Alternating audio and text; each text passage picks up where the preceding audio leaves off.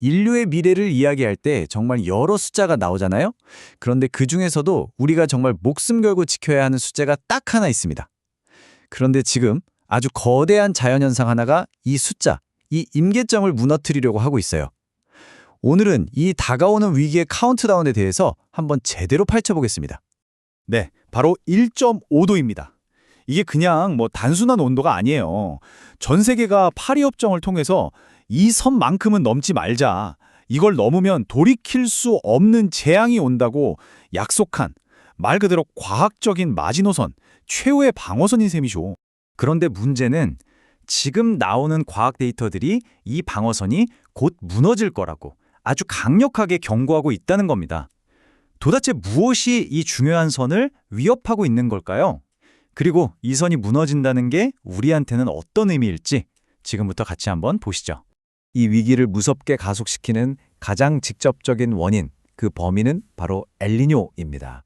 지금 태평양에서 지구 기후 시스템 전체를 뒤흔들 수 있는 거대한 엔진이 말 그대로 시동을 걸기 시작한 겁니다.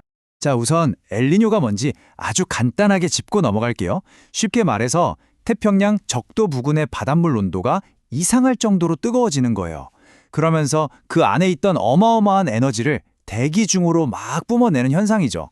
마치 지구 전체에 영향을 주는 거대한 열 펌프가 최고 출력으로 돌아가기 시작하는 것과 같습니다.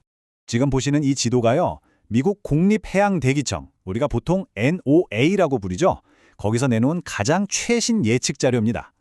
태평양을 가로지르는 저 시뻘건띠 보이시죠?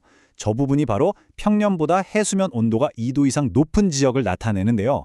이게 바로 강력한 엘니뇨가 발생할 때 나타나는 아주 전형적인 모습입니다.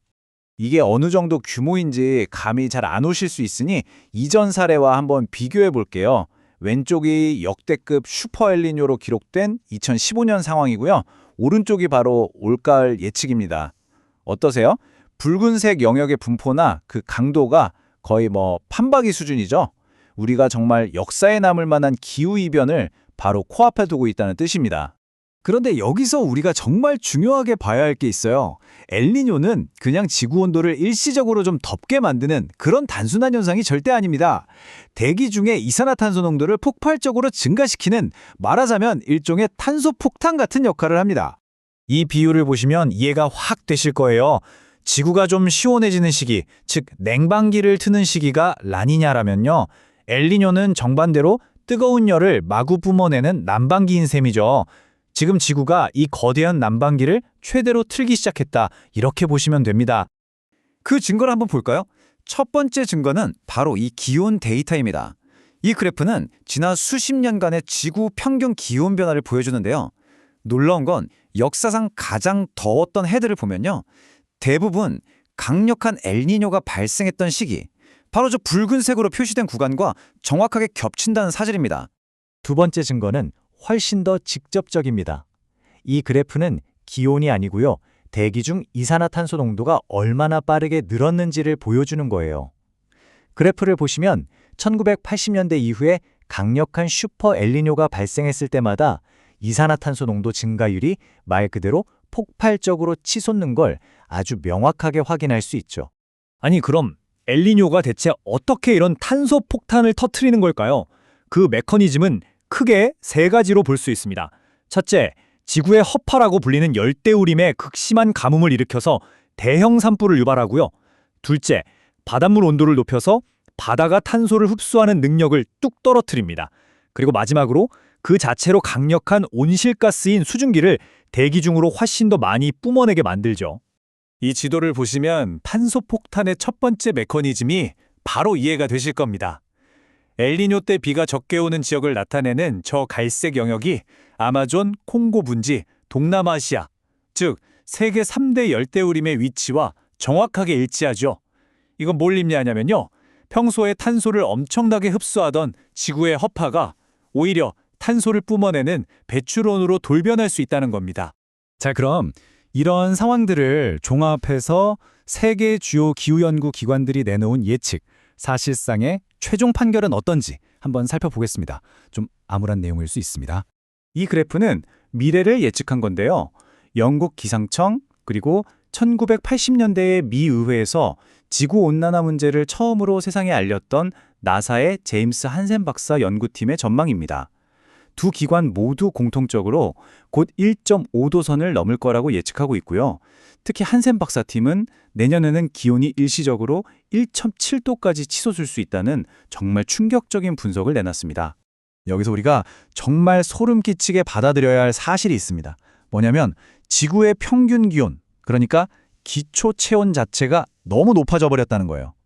예전에는 강력한 엘니뇨가 와야 겨우 도달했던 그 뜨거운 온도에 이제는 오히려 기온을 식혀주는 라니냐 시기에도 근접하고 있다는 거죠.